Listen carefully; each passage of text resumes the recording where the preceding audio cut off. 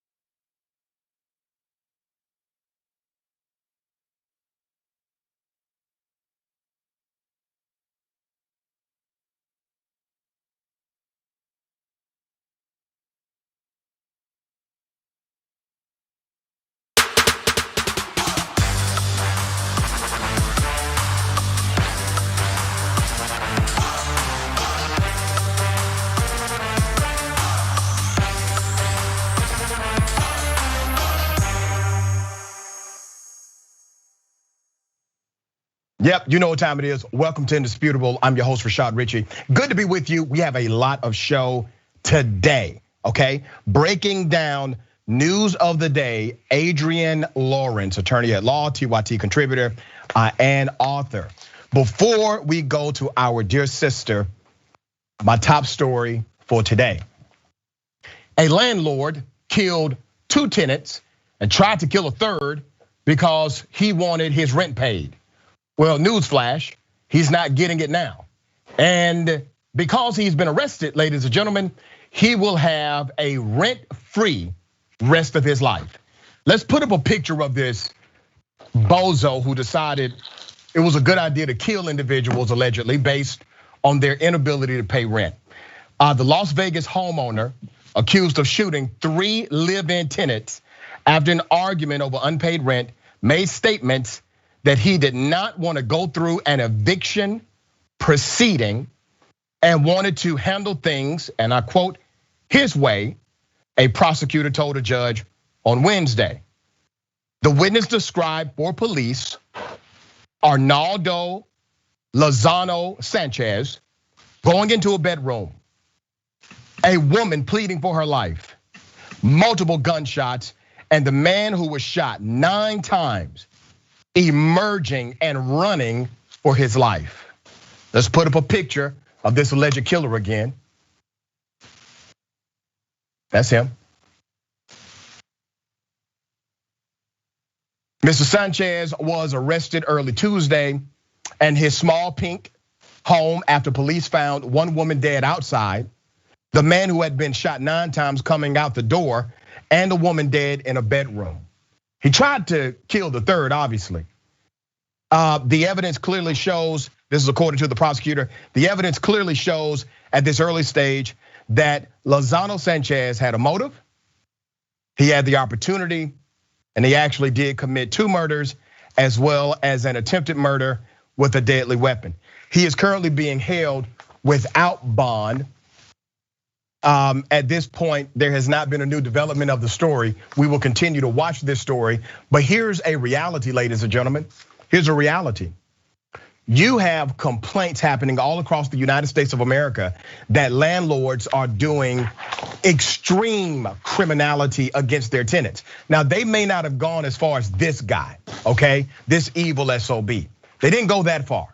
But what they're doing, according to the record, they are trading sex for rent. They are asking or demanding that certain individuals who are renting from them engage in criminal activity themselves in order to pay for rent. This is happening across the board. And these landlords are using the excuse of unpaid rent in order to exhibit their devilish and criminal activity. Adrienne Lawrence, you see this for what it is. What are your thoughts about it? I think that this is extremely, it's really disheartening because here we have this cold-blooded murder, and at least the excuse used is they're not paying rent. For landlords to engage in self-help, is problematic to begin with, where they should use the civil eviction process. But to go this far to engage in these murderous acts is wild. And also, as you have observed, which are completely accurate, landlords for the last year plus, even though they've been doing it since the beginning of time, they've been taking advantage of illicit means, sexual harassment, sex acts, criminality in exchange for not paying rent, because a lot of people can't. According to the Aspen Institute, a 2020 report found that an estimated 30 to 40 million people in the United States are at risk of being evicted due to the COVID-19 crisis. We have people who are extremely vulnerable, could possibly lose their homes and ability to shield themselves from the elements, and they are being exploited. And in this case, they're being murdered. It is not okay. Yeah, and it also shows how they're not looking at these individuals as human beings. Nope. Where is the humanity at? I understand you may be upset somebody didn't pay rent. You may have some issues paying your bills, but you have a place to stay. Remember, these were live-in tenants. They were all living there. You would prefer to end their lives and in the process, de facto ending yours because you could not collect rent payment that day? How crazy is that? Okay, shifting gears. This story has gone viral. The LAPD, an LAPD cop has punched a man who was on a gurney. handcuffed to a gurney. Let's just go to the video first. Bitch. Don't do that again. Any officer. And here's spit mask. If you don't let me know, I have a word up. Grab a spit mask. I don't give a damn what he did. I don't give a damn if it was a carjacking or whatever the narrative currently is. The man was handcuffed. I don't care that he called the cop the B word. He has a constitutional right to be a jerk. He was not in a position to harm or injure that police officer. What that cop did was retaliation, and that is against the law. That was a physical assault on this young man who was handcuffed on a gurney. Now, I'm going to play this video again because I want you to notice something, okay? I want you to notice that the paramedics were not shocked. I want you to notice that the other officers were not appalled by this activity. I also want you to notice two other things. That there's one cop who has a smirk on his face while this is happening, like he wants to laugh at the situation. And then you have another officer who did in fact intervene. He was wearing a mask, he came up, he literally touched his partner there and he walked him away from that scene. That's your duty to intervene in real time, okay? Now, here's what should have happened. The damn cop should have been arrested. Now, that's what I'm waiting for. That's the day I'm waiting to report. When something like that happens and the guy who walks up, the individual who intervenes also says, put your hands behind your back. That's what I wanna see, all right? Here's the video again and watch for those dynamics. Bitch. Don't do that again. Any officer. And here's spit mask. If you don't let me know, I have a word up. Grab a spit mask. All right, here we go. Here's some background. The incident happened Saturday after carjacking that ended in the city of San Fernando with the arrest of two suspects, according to an LAPD news release. The community member caught the incident on a video. This was a community member's video, which showed the officer striking one of the suspects who was in handcuffs and strapped to a gurney. Several officers were standing around the ambulance, as you saw, as the officer punched the suspect. At least one approached the officer to pull him back. The suspect was rolled into the ambulance with a spit bag over his head. It's unclear what injuries the suspect was being treated for or what prompted the officer to launch toward him. The officer was upset. He was mad. It's not justified whatsoever. The LAPD said it learned about the video on Sunday and immediately started investigating. The unnamed officer, and we'll get his name at some point, the unnamed officer is suspended until the investigation concludes, the police department said. We got Chief Moore. Chief Moore said in a news release, so let's put up a picture of Chief Moore. The images in the video are deeply disturbing. And while I must wait for the investigation to be completed, the department will act swiftly in any instance of excessive or unnecessary force.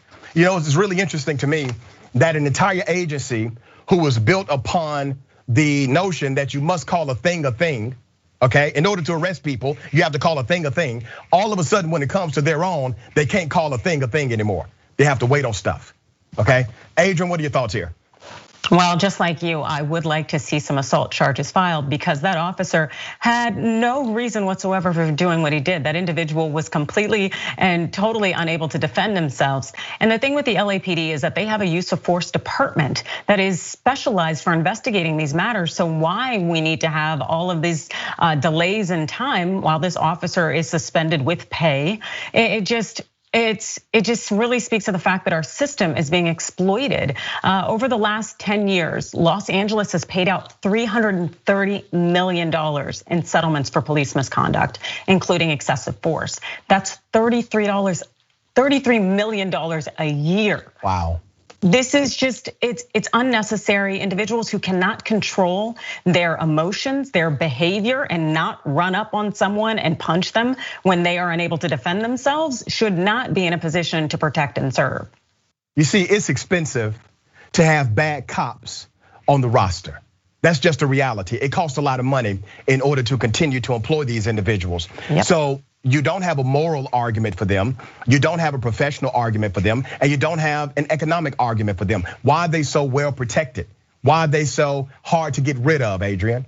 Well, I think because of their initial origin, it's this whole thought that we have to maintain this us versus them narrative, this fearing other groups, this, certain groups are dangerous or there is a danger to you. And when we continue to push those narratives, we continue to create justifications for keeping law enforcement around, even though just a small percentage of their work is actually preventing crime. The LAPD's budget is 1.8 billion. It went up from last year. And the fact is we could be using that money toward education, toward actual social services to, invest in our community. But unfortunately, we're investing in keeping a lot of people employed, and what they're doing is not necessarily helping our society advance. That's right. If your city, if your county, if your state is bragging about hiring more officers, they are telling you that they are ineffective at addressing the issues of crime in that local community. If you want to brag about something, brag about the fact you don't need as many officers this year because crime is down so significantly in your community. When was the last time you heard a politician brag about that? And let me just keep it all the way 100, okay? Because these paramedics are not off the hook in my book, okay? Not one of them flinched when this happened. They are the first responders. They are the first responders. I get it. We already have talked about the cops here, okay? We know what their duty should be. And we know that what should have happened to the officer who committed assault. But for paramedics, for emergency responders, and I'm not saying that they are supposed to go toe to toe with the police, but at least have a reaction to a human being under your care being assaulted physically, already obviously injured. That's why they're in the gurney in the first place. It's not your job to determine if they deserve to be assaulted or not. It's not your job to determine it, even if they deserve to go to jail or not. Once that person is under your care, once that human being is under your authority as a healthcare worker, you have a reaction, damn it, if somebody assaults them like that under your care. None of these paramedics had a reaction. 90% of these cops had no reaction. One cop had a smirk on his face and the other one actually did intervene. Am I wrong here? No, I don't think you're wrong at all.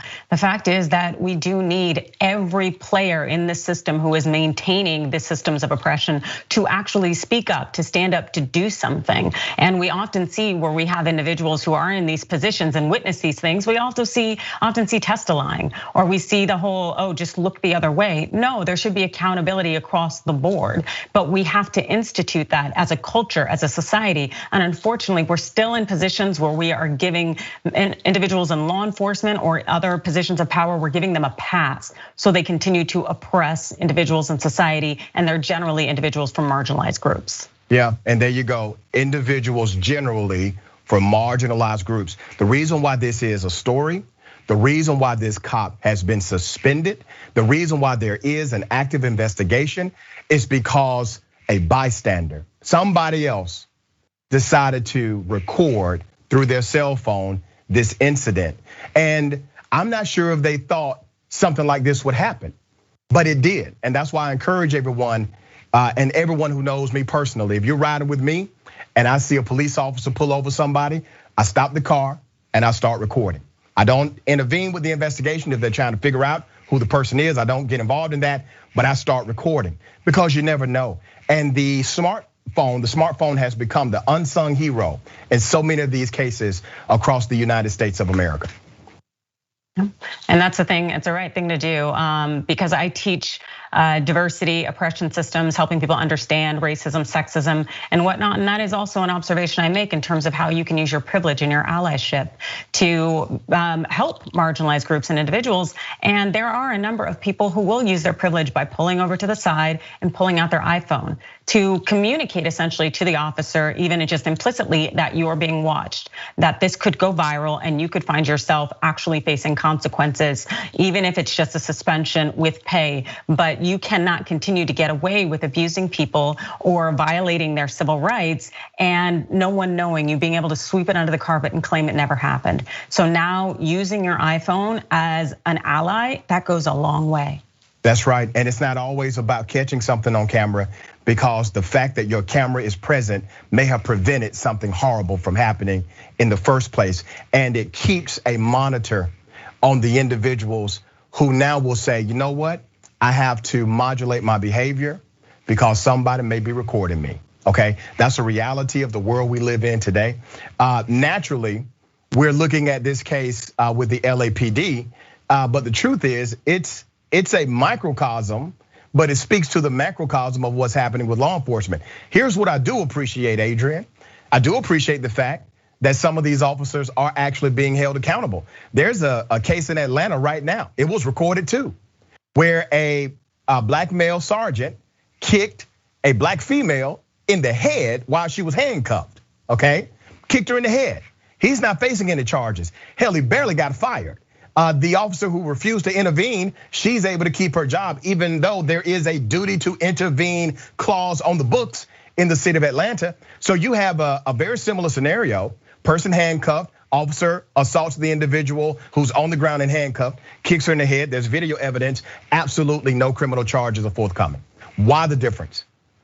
Well, I can tell you, we need accountability across the board, because the reality is that when we see individuals are attacked and they are people of color, and we understand how white supremacy works in the United States, we know that anybody can perpetuate it, can push it forward. And so we have to address these things. We have to acknowledge them, and we have to look at the institutions and the systems that we continue to advance to try our best at least to weed it out. But if we don't make the change that we need to, if we don't confront it and acknowledge what it is, nothing will change, and there will be no accountability, and people will continue to get hurt.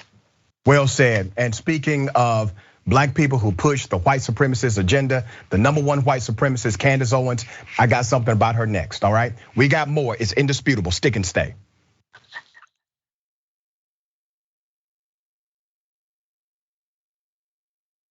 Well, the Young Turks, the Friday show is gonna be awesome. We're gonna help us over here. Drop it.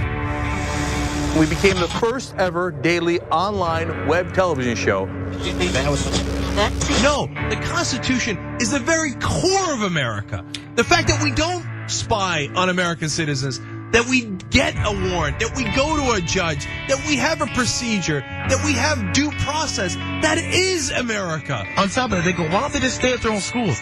You gotta realize something. These schools suck. They want people to pull themselves up by their bootstraps. You ain't got no straps, you ain't got no boots. He lit these fires in trash bins all around town out of frustration. 99th most viewed channel today on YouTube. The Shorties Award.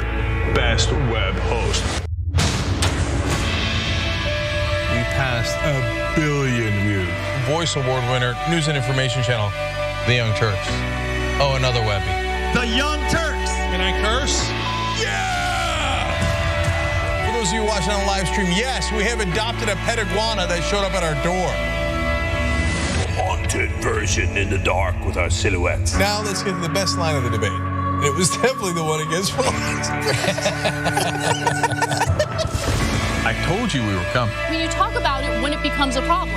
Our lack of gun control is a problem. Nonsense BS story is hurting that cause, and they need to wake up and recognize that they are being had by these people. Biggest gang in America.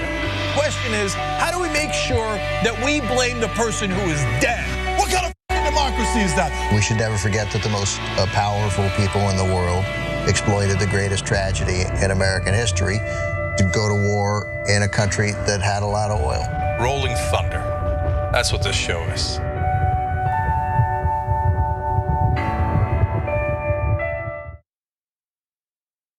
Never in my life did I think I would like to see a dictator. But if there's going to be one, I want it to be Trump.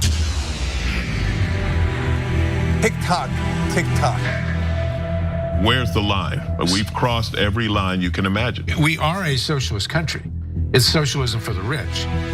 Tick-tock, tick-tock. You don't have to know the truth, just believe what they tell you. There is no bounds to their monstrous hypocrisy. Tick-tock. I think we're gonna win the Senate in 2020. And I think we're gonna have the House, and I think we're gonna have the presidency. Tick-tock. And in 2020, we're going to clean your clock, and we're gonna run you out of town, and we're gonna have an actual democracy in this country.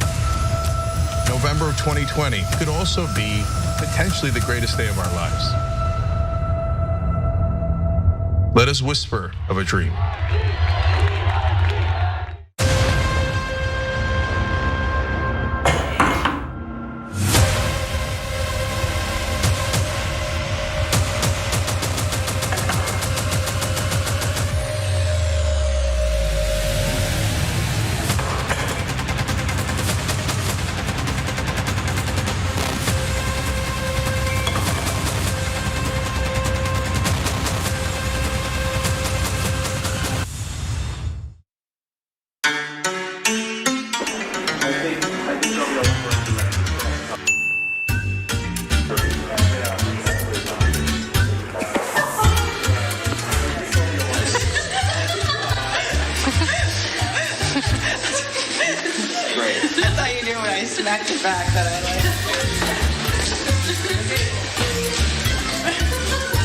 Say hi to the camera.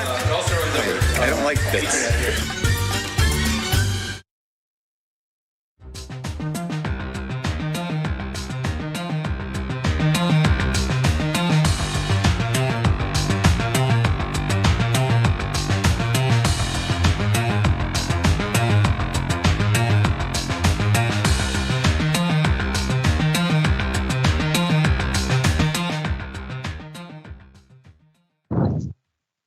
Yep, welcome back. We got a lot of comments. Let me read as many as I can, okay? And thank you all for always joining the conversation. Make sure you stay after the show for Deep Dive with the big homie, Jordan Yu. That is a great show. All right, TYT member, Mickey C, the Silver Hair Dragon. There is no excuse for him not getting murder one. Going into the bedroom with a loaded gun and shooting 9 times shows intent, first-degree murder. Next TYT reporter says, the medic stepped to the side so his patient could be assaulted. He needs to be fired too. Beans, they always say women are more emotional, but I don't think that's true. Men are clearly just as emotional. We just don't see them as weak for expressing it. And more importantly, we don't punish them for it. Case in point here. Interesting. YouTube super chat. Tyler Henrik says, Dr. Richie, I love the show, man. You're one of the best TV hosts of all time. Quick wit and straight facts. Thank you, Tyler, I appreciate that. Saren Anubis Ra. Okay, the Hispanic cop on the other side of the gurney looked like he was trying to stop the guy. Jeffrey Ritchie says, hashtag film the police. Yep. Trevor Watson, so this is America now. David Gordon says, dude, I am so high right now. I love you, Dr. Ritchie.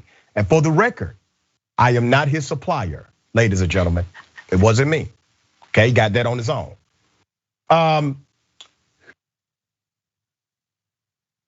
Bernie the Kiwi Dragon. Geez, I wonder what would happen if a delirious, frail 80-year-old small lady lying in a hospital bed flipped off the officer. Yeah. Let's go to Twitch. Trekkie21. He was hoping that he could rent to someone who could pay. I wonder if he thought he could scare them into leaving without shooting them. Well, obviously that wasn't his goal. He shot everybody. Haiku Dragon. The one that smirked looked like he also waved the bad cop toward the patient. I didn't see that, but I'll look again for that. Donkey Teeth BTLS. All right, we're going to go investigate. Let's wait to see if this blows over. Such a traditional tactic, right? Let's investigate and see if people are still concerned about it later. All right, ladies and gentlemen, the #1 black white supremacist in the world, Candace Owens, is now all of a sudden black again. According to Candace Owens, she is demanding an apology from the American Booksellers Association. On August 11th, after CEO Allison Hill apologized to their readers, yes, apologized to their readers after the ABA, the company, accidentally promoted Owens' new book, Blackout, How Black America Can Make Its Escape, Second Escape from the Democratic Plantation. Let's put up a picture of this hero, CEO Allison Hill, okay? That's the person who apologized for making a mistake in her company, promoting the book of Candace Owens. In an initial tweet, Owens said ABA labeled her book as racist and apologized for promoting it. I see no lies so far. This is the CEO, Allison Hill, who sees no irony in calling a black woman racist. Owens wrote over an image of Hill. My goodness. Let me count the ways here. So Candace Owens says that it's ironic that this white female would call the #1 black white supremacist in the world, Candace Owens, will call her book racist. And a few other things, by the way. Painful, I think was a terminology used. Candace Owens, do you not find it ironic that you raise money for the killers of Ahmaud Arbery? Do you not find it ironic that you, madam, called the black culture, my culture, that I belong to, the one that you don't want to belong to, a trash culture? Do you find it ironic that you gave praise to Hitler? You don't find these things ironic? That you say systemic racism does not exist. However, you've been paid money because of systemic racism stemming from your high school days, and the NAACP locally helped you? That's just the tip of the iceberg. Let me continue. In response, Owens called on the ABA to apologize for denigrating her book. I am calling for a public apology from ABA Book and Allison Hill. It is an act of unspeakable, explicit racism for a white woman to send around an email slandering and denigrating an autobiographical book from a black woman who came from nothing. Who cannot accept this racism? We cannot accept this racism, Owens wrote. Now, I mean, damn, Owens has found her inner Malcolm X. Somehow, all of a sudden, she is not just regular black, she's just super. Just, I can't believe a white woman is doing this to a black woman.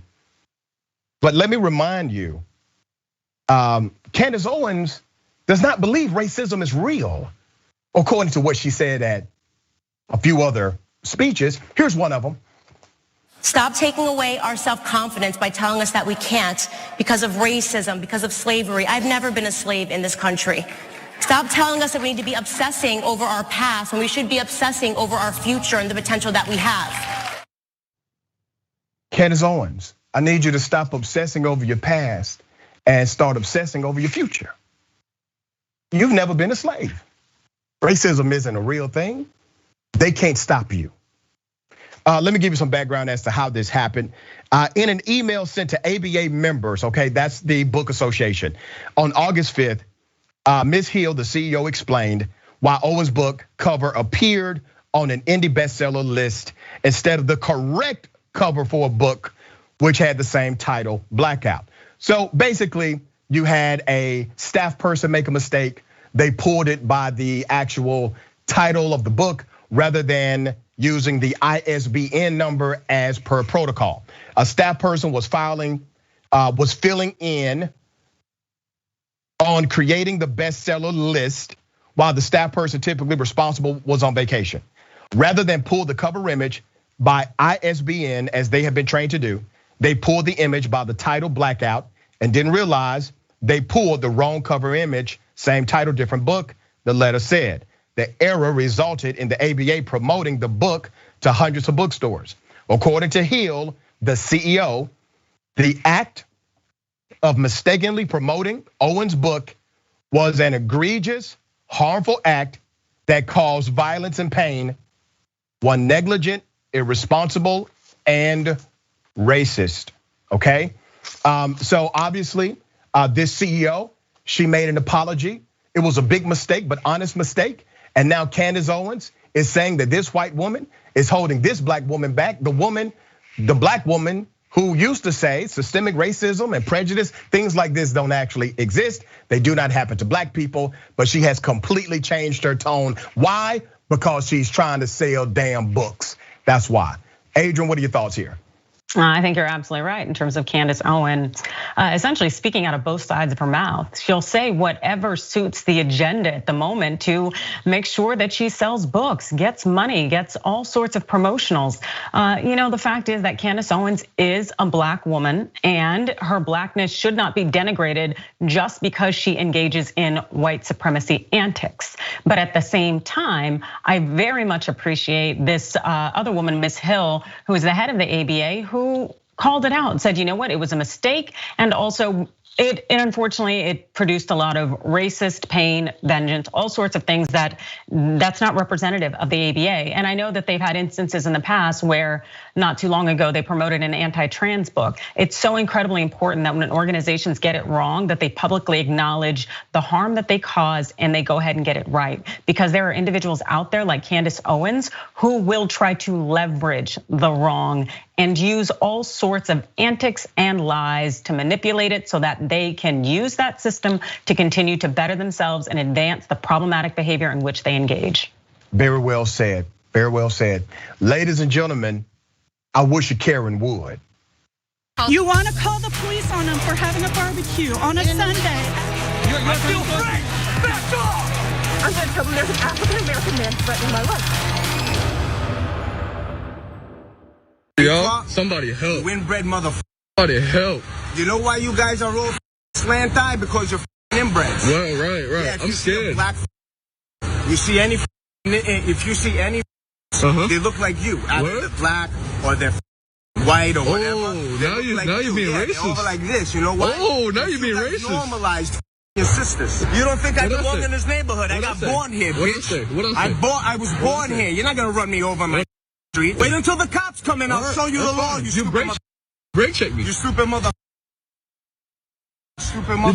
What? You got physical with me. You got physical with me. Shut up, you inbred. Oh, you call me inbred. Come over here. Oh yeah, you call me inbred. Be a man. You got inbred. Be a man. Oh yeah. Be a man. Oh yeah. Shut the up and stay over there, you bitch. Don't worry about it. You're an inbred. I'll slap the out of you, bro. Do it. I'll slap the. Go ahead, I'm right here, bro. Right? Reporting like a whore. You're a bitch, dude. That's what I thought. You're lucky. We're not back in the days. I would have left you dead right here, you bitch. Word? Dead right here, right? Word? Dead right there. Right. Little yellow.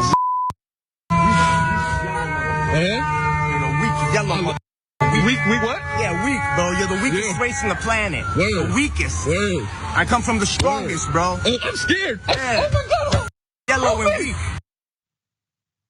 My dad would have said, that man there has an alligator mouth and a hummingbird ass. Now, here's what's happening. You have an individual, the one you're seeing, the male Karen, who is talking cash money trash. He was involved in a minor bicycle accident. According to the individual who was recording, he began this racist rant after the bicyclist swerved on 7th Avenue in Brooklyn and his car clipped his bicycle, okay? No one was injured. It was a very minor incident, but it caused this very major racist rant. Here's the thing, ladies and gentlemen. Conflict happens. Arguments take place. It's part of the human experience. But when you decide that the argument itself is not strong enough for what you're experiencing, that you can't just debate someone or argue with someone based on what happened, that you then have to go to a place of racism, well, you may end up on indisputable. Adrienne, what are your thoughts here? I think this is absolutely disgusting, and it's important though that we see these things going on. I assume the individual who was filming is of Asian heritage, and the thing we have to bear in mind is that the anti-Asian sentiments they've been spiking. And we saw from 2019 to 2020 that the overall number of hate crimes, they declined overall, while the hate crimes targeting Asians increased. Anti-Asian hate crimes, they've increased by nearly 150% in 2020, mostly in New York and Los Angeles, that are supposed to be these diverse, welcoming meccas. Not the case at all. There are still a lot of ignorant mindsets of people who are attacking other people because of the way that they look, because of their heritage, of who they are. That is completely unacceptable. And this individual, just because he was involved in some minor crash, he has to take it to the level of let me voice all of this racist ignorance against you. That is absolutely disgusting. And I hope he's held accountable on all levels, as this video should go around and people need to know who this guy is. Yeah, and you saw also the disregard for the humanity of the person, right? Because he's putting his finger up and saying that if we were back in the day, you'll be dead right now. Wait a minute. Over somebody clipping your bicycle and you don't even have an injury? You want to end the life of this brother because of that? And it seems to me that individuals like this, Mel Karen, they already carry around this sentiment that everybody is less than who does not look like them or think like them or believe like them. What are your thoughts? No, you're absolutely right. And they're holding this mentality, yet they're the first ones to say, oh, I'm not racist. I don't have a racist bone in my body. But clearly you get to see in instances like this that no, this is the person's sentiment. This is what they believe. They believe there's a racial hierarchy and anyone beneath them or beneath whiteness is a problem or is some in way unacceptable or intolerable, and that they're infringing on his ability to do whatever he wants. Either way, this behavior is disgusting and it's not okay. And again, I hope that this individual is held accountable for essentially unleashing who he is on society on camera. Yeah, good thing we're able to expose them. There's a theory called group status downgrade theory. And that theory basically says that when a particular group feels as if their status is being downgraded because of social factors, they would do the unthinkable in order to try to retain their status position. But what it proves is that they understand that they were existing in a privileged status in the first place. If you are threatened by a status downgrade situation, that means that you believe that you actually had a privileged status to begin with. And that's what you see happening with a lot of white male fragility all across the United States and beyond. We got more on the other side. It's indisputable. Stick and stay.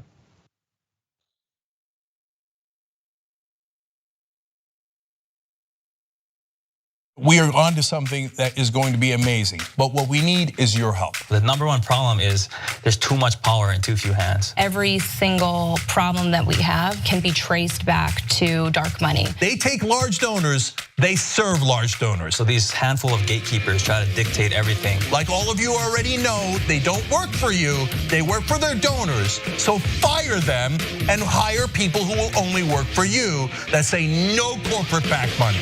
We are going to change the way we elect candidates in this country. Uncorrupted Democrats, we're gonna fight for the issues and win on policy. This is incredibly personal. We need free healthcare for everyone. We're fighting for $15 minimum wage, single payer healthcare, debt-free college, and we are gonna get money out of politics once and for all. I've taken a public pledge not to accept any corporate money. Because the last thing we're gonna do is go into another presidential election and run a corporatist against a populist candidate. At some point, the buck needs to stop, and it's gonna stop with us. It's gonna stop with Justice Democrats. So who are we? People who do not take corporate PAC money. We're relying on small donors. 99.9% of our contributions came from people. You're a Justice Democrat, so you don't take any corporate PAC money. I'm not influenced by money. As a Justice Democrat, I made that pledge. Not a penny. Absolutely no. I will go to Congress unbossed and unbalked. We try to create a government which works for all of us. That is what America's about, and that's what a representative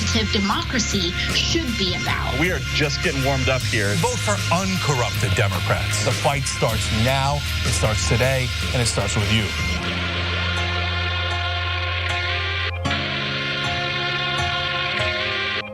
I've been honest with him. Like, yeah, I was upset with you and I should have done it. But instead I was like, I'm just trying to protect my engagement ring. Did you know that more than 20% of the world's oxygen comes from the Amazon? Why? Because of trees. I know what you're thinking. Of course! So what do we want to do? We want to plant more trees so we can save the climate. It's quite literal. So that's what leads to our new partner, Plant Your Change. Love it. It's so easy. What they do is You take the credit or debit cards you already have and you plug it into the system. And if you so choose, you get to round up every purchase to the nearest dollar and they plant a tree for you, okay? Now you could also choose if you wanna do it on only certain kinds of purchases or only so often, right? And there's nothing wrong with that. But literally every cent makes a difference here. It's plant your change. And if you wanna know more information, just go to tyt.com/trees. Let's go save the planet together.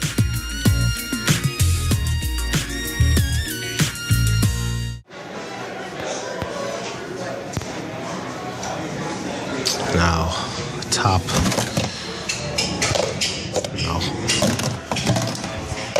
No.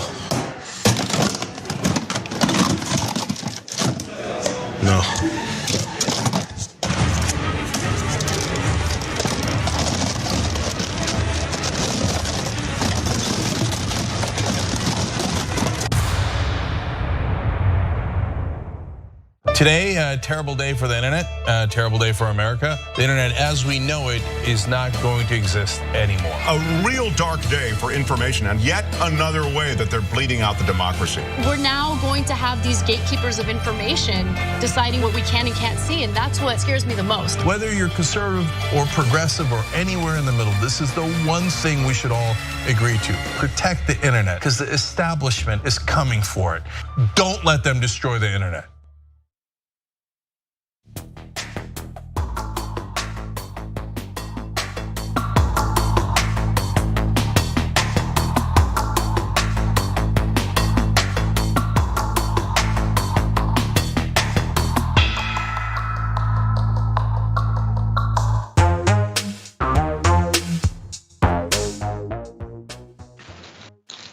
What's happening? Welcome back. Let's go to some of these amazing viewer comments.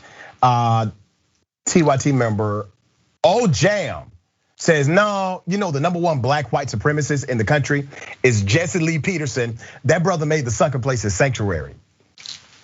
I can see that. Cray Cray Souffle. I was wondering when that girl was going to finally acknowledge that invention called a mirror. YouTube super chat. Kelly O'Hara. This is my poet and you know it. What Karen said hurt my head. All that noise and the complete lack of poise. Trying to be the master race, but just a whole damn disgrace. If I had a mic, I would drop it and say bars. Okay, good stuff. Trevor Watson. Again, this is America now. Yeah. Carrie Venus, thank you for that, Carrie. Renee Moncayo. No barbecue for Karen Owens. Doesn't that just roll off the tongue? Karen Owens. Honestly, I may just change the segment to I wish a Candace would. Twyla Nesky says, Candace Owens deserves an Olympic medal for those backflips and contortions. Agreed. Twitch, Mick Boy Raps. Doesn't she call black people racist? Yes. Donkey Teeth, is it Beatles, BTLS? The only way Candace would find irony is if she's paid to. And listen, you gotta come with the right price also, all right? We got more. Ladies and gentlemen, there was a restaurant manager who was absolutely okay with his employees, white employees, calling black people the N-word. Completely okay with it, 100% defended it. Now, before I get into this story, that manager and the other employee, they have been fired, okay? A TikToker named Angel Akeem says her manager, Raymond, at Saltgrass Steakhouse in Lubbock, Texas, told her black people can't dictate who can and cannot say the N-word. This conversation took place when Angel said she heard a white busboy call a black busboy the N-word and went to report it to Raymond, the manager. Here's how that conversation went with the manager of this establishment. Really is you cannot tell them, no, you're wrong, because you do not live your life every day looking like me. I have nephews and nieces that are black. You know, that is one thing. Every single person who is ignorant to But we're confused totally right now. Okay, because perspective is two different things. When he said the N-word, that buster, he did not use it as a term of endearment. He used it to degrade that other buster. It should have never even came out of his mouth. He should not ever think it. He should never repeat it. I don't understand why this is difficult for the supervisor to understand, okay? White people calling black people the N-word, that's a no-no. That's a no-no. So that manager was immediately terminated. The other busboy, the one that was empowered to call black people the N-word, that person has been terminated as well. According to International Business Times, the video instantly went viral with several users accusing the restaurant of employing a racist manager and leaving negative reviews on its Yelp page, okay?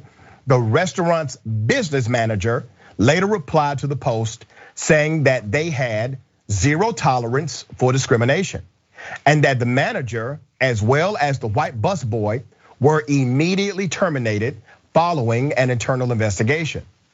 The full reply given by the restaurant's business manager says, and I quote, "We have zero tolerance for discrimination at our company. We were as shocked and appalled as anyone when this matter came to our attention and immediately began a thorough and swift investigation. As a result, the employees involved were immediately terminated." Well, good for them. Good for them. Quite obvious that this was a culture of racism being protected by the management who was involved, and obviously giving power to the individual who actually was caught using the N-word. Madam Attorney, you got some background in employment stuff like this. Did the company do the right thing here swiftly enough? Oh, without question, the company did the right thing, but I doubt this would have happened unless it had gone viral. Because the vast majority of companies won't do anything necessarily because they're not facing significant risk when it comes to lawsuits for civil rights violations in the workplace. Because the law has essentially been set up in a way that you would have to be called the N-word every day for hours at a time in order to have a case. But to experience bouts of racism, it's not enough. And also too, one thing I want to address is what the manager had said, which is that, I think he said like 8 nieces and nephews who are black, something of that measure. A lot of people who have issues with racism, their first go-to will always be proximity to people of color. They will always try to cite that, I have black friends, I have black nephews, I dated a black girl in college. All of those things have nothing to do with whether you promote white supremacy or engage in racism. You can have all the friends you want of all different colors, backgrounds, gender, ages, and sizes. That does not make you exempt from systems of oppression. And so if you find yourself being like that manager out there, please check yourself because you are problematic. Yeah, and all of his black family members, they know he's racist too. I promise you that. Everybody around him, they are well aware that he's a racist individual, okay? Let me shift gears because this actually had a decent ending. There's a Michigan man accused of jumping on the back of a black father who attempted to protect his kids at a hotel pool. The Michigan man that you're seeing, his name is Joel Vanema. This Michigan man has been hit with 3 charges, including ethnic intimidation, after he allegedly yelled racial slurs and attacked a black father at the pool of a hotel. Let me put up a picture of the black father who was trying to be protective. His name is Jackie Beard Jr. Him and his family were hanging out at the pool when this other individual arrived and started playing with his own children, slamming them into the pool and making the pool unsafe for other children who were inside of the pool. So here's what happened. The black male, being a responsible parent, decided to say, hey guy, you may want to be careful here, okay? This is going to possibly injure someone. Eventually Beard said that Venema started treating his kids so roughly that Beard, the black male, felt compelled to walk over and ask him to stay away from his own children, at which point the assault began. Here's what happened in the assault according to the story. He's like, F you, N-word, F you, N-word, I'm going to kill you, N-word, Beard said. Trying to de-escalate the situation, Beard said he started walking away. But Venema wasn't done, allegedly jumping on Beard's back and putting him in a chokehold. He was like, I'm going to kill you, N-word, N-word, you are going to die tonight. I'm like, no, I'm not, Beard said. The court document said Venema was obviously intoxicated, jumped Beard twice in front of his 3 kids. As Beard was beginning to black out from the chokehold, other guests at the pool actually broke up the scuffle and called the authorities. However, after being taken into custody, he continued to use racial slurs toward the Grand Rapids police officer and another arrestee who was black. So let me remind you, ladies and gentlemen, alcohol does not make you racist. It does not. Alcohol does not make you racist. It gives you liquid courage to say what's already in your soul, what's already inside of you. Now think about this. This man is so racist that the idea of a black male father simply telling him, listen, you have to calm down. You are making it dangerous for my children. He feels like that black man doesn't have a right to tell him anything. You see, to him, that is a status downgrade to listen to a black man. So what is his response here? He is such a racist individual that his response is, I now have to kill this father in front of his children. Think about how deep that is. And it doesn't just stop there. He's willing to kill this human being in front of his own children. That's how deep and evil the racism is inside of him. This man walking around every day of his life with this level of racism inside of him. Do you think if he had access to a gun, this would be a different story? It would be. He didn't have access to a gun at that moment. Adrienne, what are your thoughts?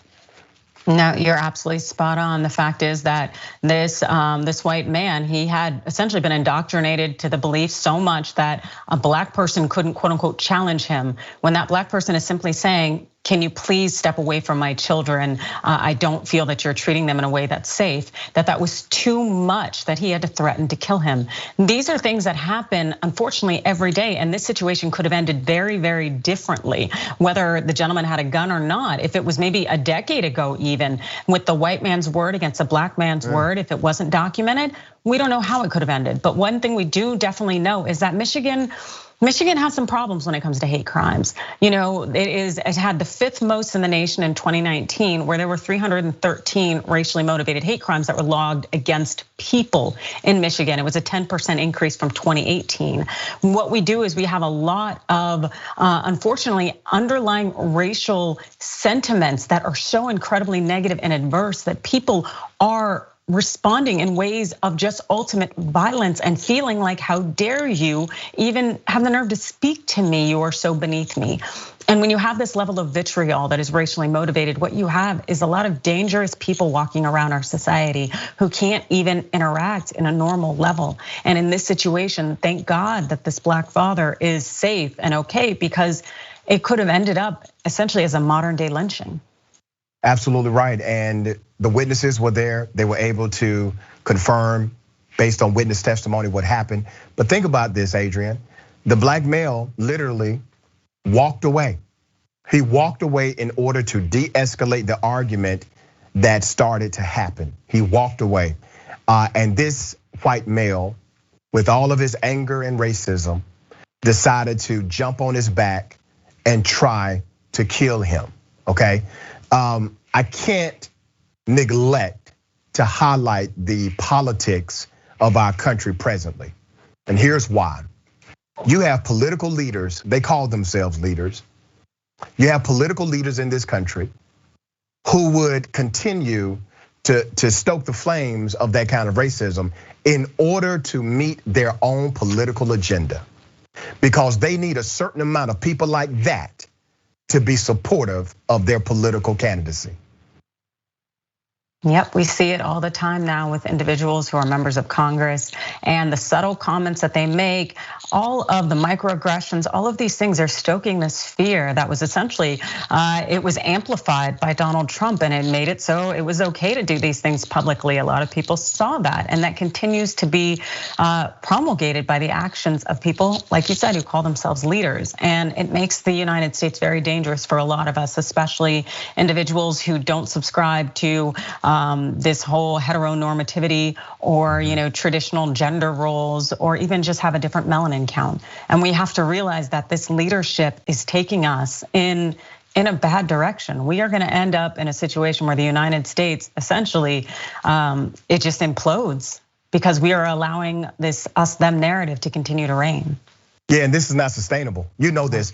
Actions like this, and they're not happening in silos. They are systemic, they are connected, they have been nationalized. These activities are not sustainable in a country like America, okay? Because we already had a bunch of stuff wrong in the first place. So we don't have the level of resiliency that we should have in this country, because we decided not to treat this as the evil that it actually was, right? And so you don't have that factor in your favor now. And you have individuals who are willing to exploit the reality of racism, the reality of that level of evil in order to meet their own political agenda, rather than being true leaders and challenging that notion and trying to course correct the social construct that you see unfolding before your eyes. Yep, and with the census numbers coming out, essentially showing the diminishing numbers of the white population and the increased numbers of individuals of more than one racial group, and you see the numbers rising. And the fact that the demographics are changing, as has always happened over the course of the United States history, but there are people in positions of power who do not want to see those changes, and thus they will continue to create these narratives to bolster them and to essentially make the United States dangerous for people like you and me. Very well said. Adrienne, always a pleasure having you on Indisputable. Tell people how they can get your book, check out your work, follow you on social media. All right, you can get my book, Staying in the Game, the playbook for beating workplace sexual harassment, at the TYT store, as well as anywhere books are sold. And you can hit me up on Twitter at Adrienne Law, on Instagram at Adrienne Lawrence. I don't have a book out yet, Adrienne, but I got a dope ass I Wish a Karen Wood shirt coming in just a few days, all right? Cannot wait.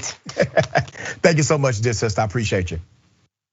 We got more, it's Indisputable, stick and stay.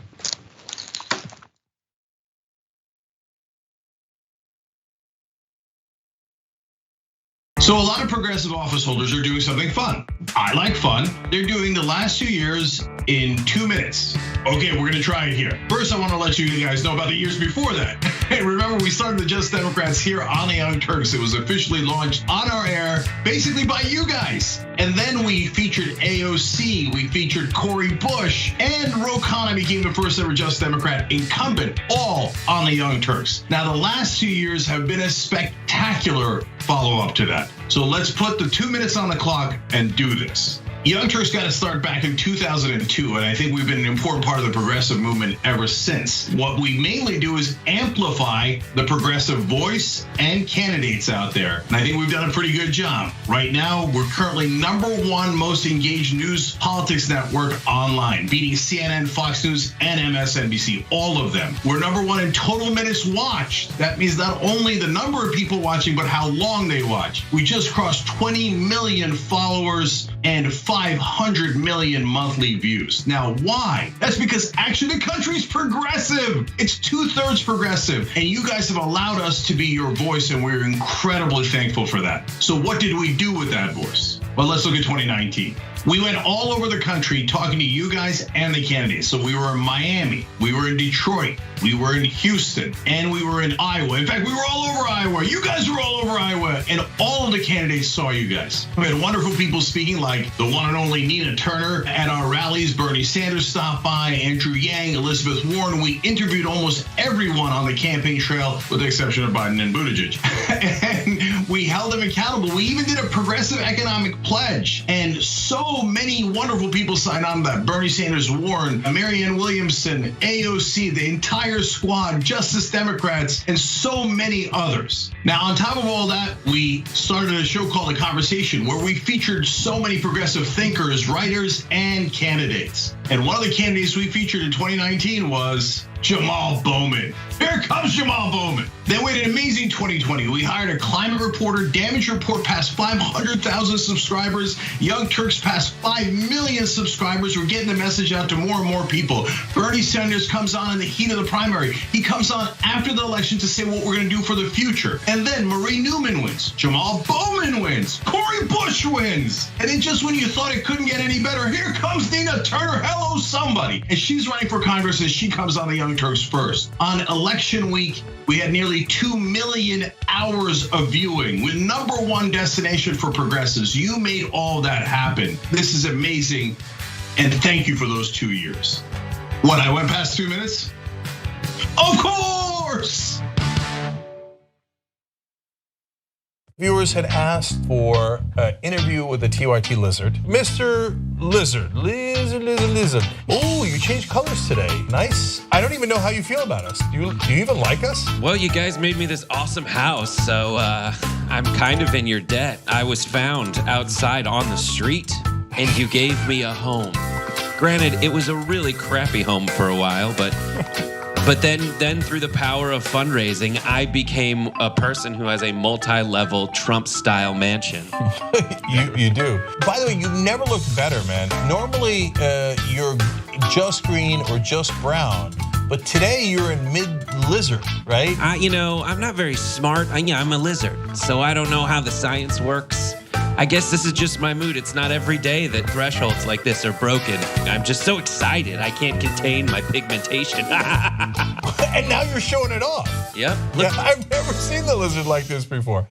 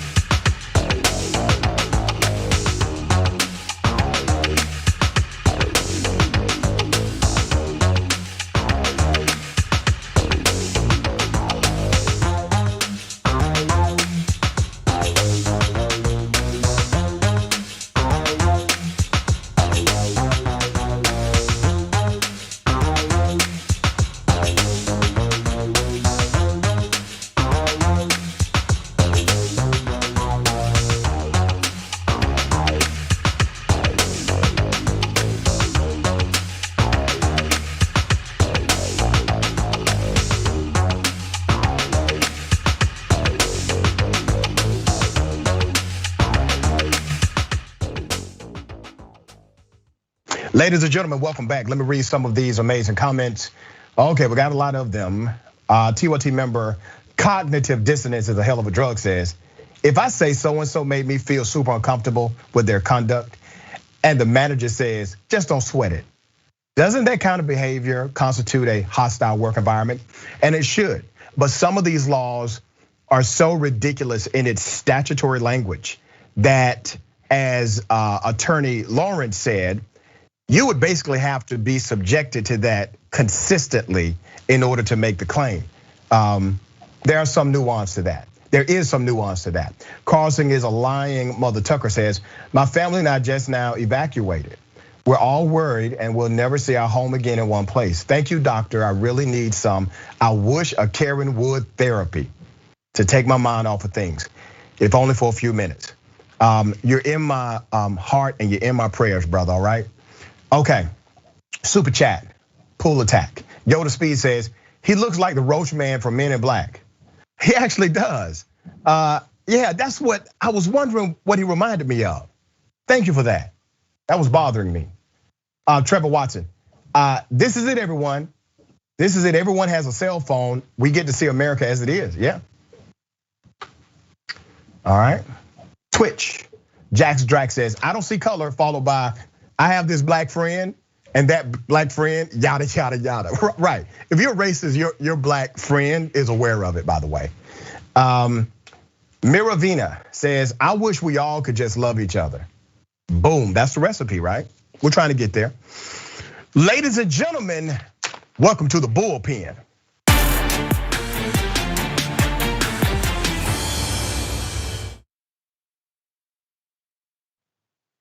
All right, in the bullpen today, I have Mr. Quill Robinson, VP of Government Affairs at American Conservation Coalition. All right, Quill Robinson, thank you for being on Indisputable. How are you? Thanks for having me, Dr. Richie. Good, how are you? I'm doing quite well, man. We're gonna talk about the environment. I don't want to presume what you know or believe about the environment, what your particular point of view is. So if you would, give me some background on what you believe about the environment and maybe some of the political elements involved. Absolutely. So I think I need to start with where I'm from. I'm from beautiful Seattle, Washington. I grew up in the Pacific Northwest, hiking and spending lots of time outdoors. And I mean, that's why I love the environment, is where I grew up and the experiences I shared with my family. So I think that's the important place to start, is I have a deep connection to the environment. I love it and I want to protect it. I think the issue that is on our minds today, particularly as there's wildfires burning out west, is climate change, right? And I think that that is a serious issue that we need to address. As a conservative, I believe that there are ways that we can do that can create both economic prosperity and ensure that we have environmental sustainability, and do that in a smart way. And I think that that's something that probably most Americans share, is that they want to address environmental issues, they want to address climate change, and that's how I come at this issue. Well, let me push back on one point. I actually agree with your sentiment. I disagree with your conclusion about most Americans agree. When you start breaking down sections of America, for example, Republicans, okay? Roughly 10% of Republicans agree with you. All right, that's based on a recent poll done by Pew Research. It was released in the New York Times. You also have a staggering number of Republicans, the vast majority, who do not believe that climate change or the environmental aspect of climate change is connected to man-made issues, okay? You have roughly 88% of Democrats who believe that the climate is a primary concern and has to be treated seriously now, right? And I know that a lot of times conservatives, they will they have issue with the Green New Deal, but 81% of Americans agree with the Green New Deal. They just disagree on the price tag. That's according to research as well. So how is it that conservatives, brother, because you seem to be a very common sense guy. You seem to have a lot of what my mama would call walking around sense, okay? How is it that Republicans have missed the boat so severely on the narrative, conversation, and debate around climate change in America and the environment? Well, Dr. Richie, I think we can probably agree that climate change has become a very politicized issue. It's something that divides Republicans and Democrats. You're right. A lot of my fellow Republicans seriously disagree with the Green New Deal and are very concerned about the effect that that plan would have on their communities. Now, when I go out and I speak in conservative communities and red America, so to speak, and I talk about clean air, clean water, good jobs from solar and wind and different types of clean energy, that's something that there's near unanimity on. People agree that they want clean air, clean water, and a healthy future for their children and the children that come after. So I think if we can talk about the solutions and focus on common sense solutions that we can all agree on, I think that there's a lot of opportunity, and that's something that the polling doesn't necessarily reflect. Now, something else I'd point out is young Republicans, young conservatives in particular, a majority of them support addressing climate change and are seriously concerned about this issue. And that's the folks that my organization works with and has really created a movement around common sense climate change solutions on. Okay, brother, I lost you for just a moment. Can you hear me okay? Yes, absolutely. Okay, I lost you for just a few seconds, but I understand the sentiment that you were talking about. So let us dive into some of those solutions. What are some of the solutions being presented by the Republican Party? Absolutely. So I'm a pretty practical guy, and I think that we can debate the Green New Deal, and we can talk about kind of far off solutions that are proposed by a few members of Congress. But I'd rather focus on the opportunity ahead of us. And there are a lot of solutions that both Republicans and Democrats do support that actually are moving through Congress right now. One example: planting trees to sequester carbon. Another example: incentivizing farmers to adopt more practices that will help sequester carbon as well. Nuclear energy is another thing that I think is something that has a lot of support among Republicans and conservatives. So I think between clean energy, natural climate solutions, investing in infrastructure, there's a lot that we do agree on. Let's talk about the Green New Deal. All right, I support the Green New Deal. I think the Green New Deal is a remarkable framework. It created a conversation that needed to happen. But you know this, man, even all Democrats are not in favor of the Green New Deal as it is currently structured. But line by line, item by item, when you actually poll the American people on the Green New Deal, 81% of Americans are for the Green New Deal. So that means that they actually believe in the product. They believe in the product of alternative energy. They believe in the product of an alternative workforce, okay? They believe in it. What they don't believe in primarily is the price tag, even though a lot of that is because of confusion as it relates to how the economy would be impacted by the Green New Deal based on every projection. Between 10 to 50 years, looking at a long-term projection, you actually add a net of 2 million jobs to the workforce given these new green initiatives. So what is the real problem when it comes to the Green New Deal? Because I have a theory, brother. I think the real problem is AOC. I don't think the problem is actually the Green New Deal. I think the issue is where it came from. What are your thoughts about that? Sure. Well, I'll tell you where we're in agreement. I'm glad that the Green New Deal has inspired so many young people to think about this issue of climate change and think about solutions. I think that that is a good thing, and I'm glad that there is a movement on the left, as there is a movement on the right, the movement that I'm part of, that is calling for common sense action on climate change. And so I'll say I'm excited about that. I think that's a good thing. And now we're in this space where we can debate what solutions are going to work. Here's where I take issue with the Green New Deal. It is a resolution in Congress right now. That means it's not a piece of legislation. That means that actually, it would not do anything in its current form. And so I would much rather focus on pieces of legislation, on policies, on programs that are enactable today that will actually get to lowering greenhouse gas emissions and preparing communities for change. So my beef with the Green New Deal is I don't want to wait for a Green New Deal. I want to support solutions that'll bring Republicans and Democrats together today and actually get to the work of lowering greenhouse gas emissions and addressing this really urgent problem that we're all facing. Brother, you kind of contradicted yourself because literally you described what the Green New Deal was for in the first place. You're right, it is a resolution. It is not a bona fide policy. It was developed to create a narrative conversation and a framework. That's why I always say the Green New Deal is a framework. And you alluded in this conversation that the Green New Deal did its design purpose, which was to get people talking about energy and environment and pollution, etc., alternative energy in ways that they never talked about it before. So the base principle has been accomplished. You have to admit that. And if that principle was not accomplished, you would not have such a mainstream conversation about energy if you did not have the prerequisite of the Green New Deal. So brother, you have to agree that the Green New Deal, yes, it is a resolution, but that resolution is a framework so that we can have this kind of contextualized conversation. Sure. Yeah, absolutely. I mean, the more conversations we're having about climate change, the better. There is agreement there. And I think progressives and conservatives would agree on that. That's a good thing. But I want to get down to brass tacks. I want to get to addressing this issue. And I think that, it's disingenuous to, say that the conversation stops at just talking about it, right? Now we got to focus on what's actually going to address it. And I just want to list off a couple of things that we've done in the last year that didn't get enough attention, that actually are moving forward and Republicans and Democrats to agree on. At the end of last year, we helped pass the Energy Act of 2020, which invested billions of dollars into clean energy, into carbon capture, into nuclear energy. That passed. And that was Democrats and Republicans coming together. And there are a host of other bills in Congress right now. And here's my beef with AOC. She's not on those bills. And many of the loudest progressive voices are not co-sponsors of those bills either. And I think that they owe it to the American people to actually put their money where their mouth is and co-sponsor these bills that many Republicans are on and many Republicans are supporting so that we can actually get down to lowering greenhouse gas emissions. Because when it comes to climate change,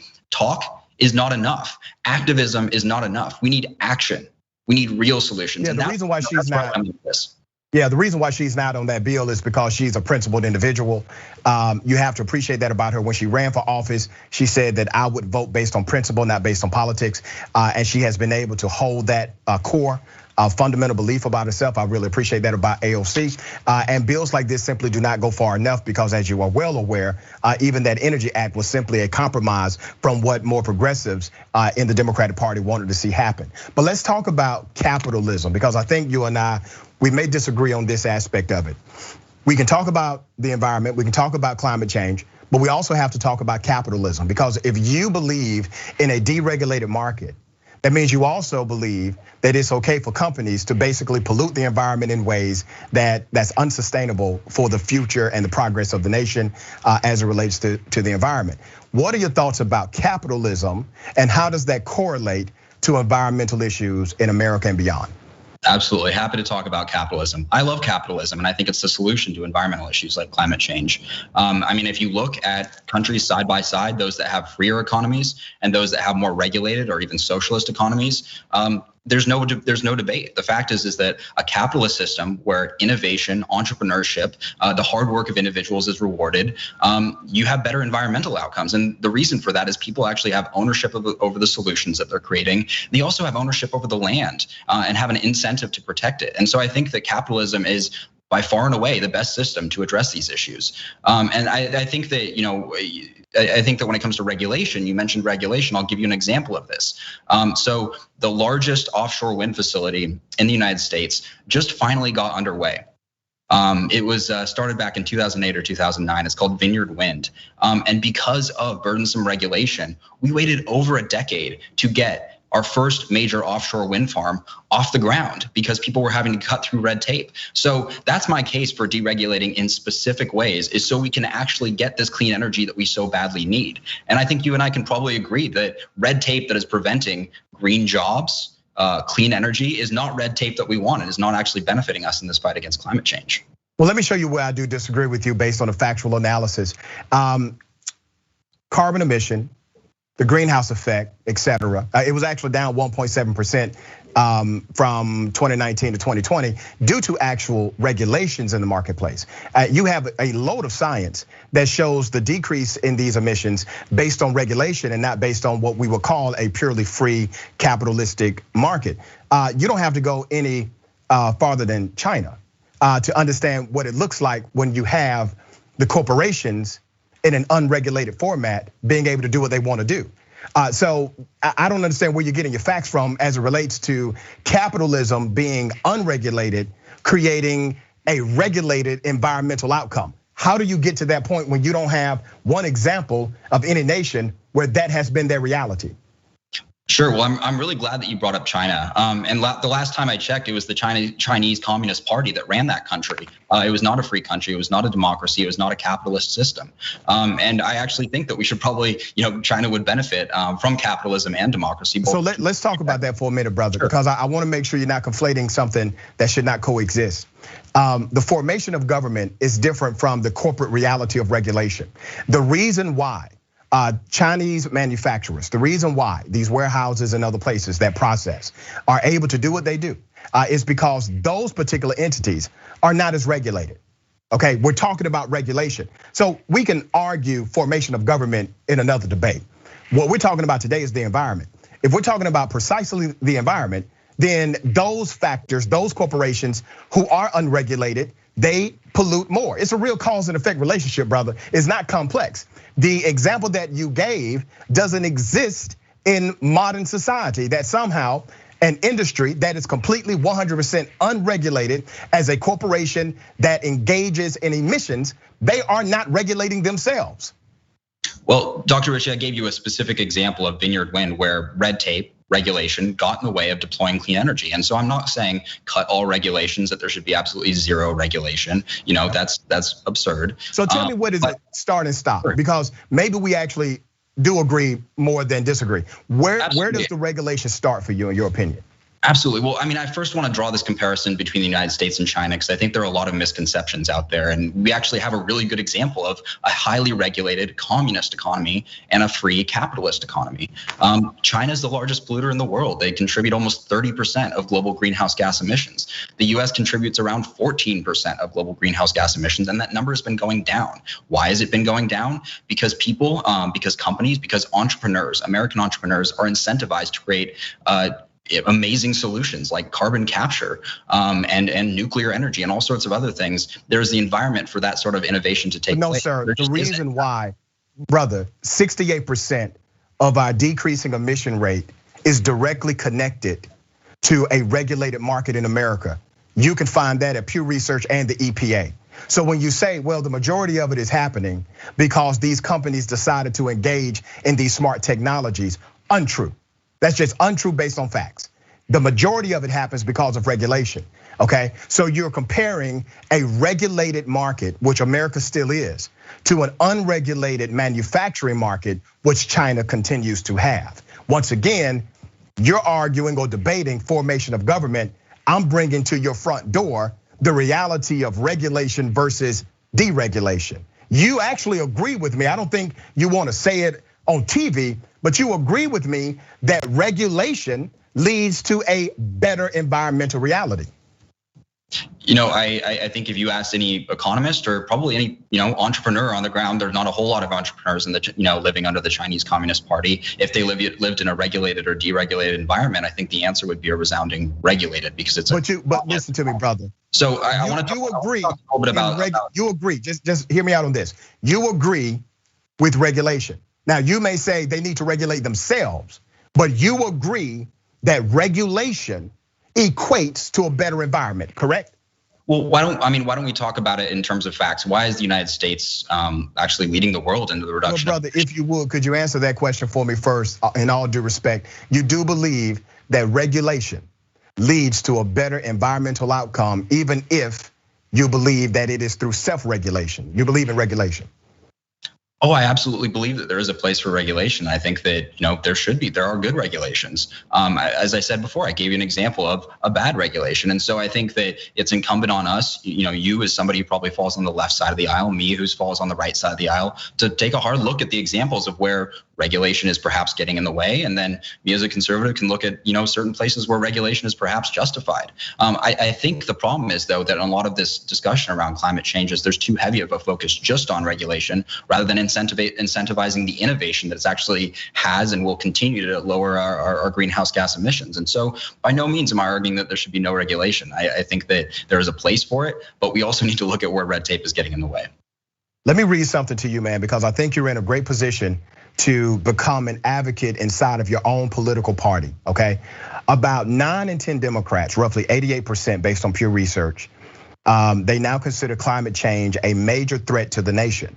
A major threat to the nation. That's a big deal, okay? That number is up by 27% from a 2009 survey conducted by Pew Research, all right? So Democrats are on the right side of this. By contrast, only 6% increase with Republicans. That's massive. That is a massive difference. So literally, you got damn near 100% Democrats believing the science of this, and you've only had an increase of 6% of Republicans. So now I have to pose this question back to you, my brother, because I actually agree with a lot of what you said here. I don't agree with all of it. But how do you move your political party to a more, dare I say the word, progressive solution as it relates to the environment? Because right now, you all aren't even agreeing on the problem. Well, I'm really glad you asked that question. And that was the question that created the organization I worked for 4 years ago.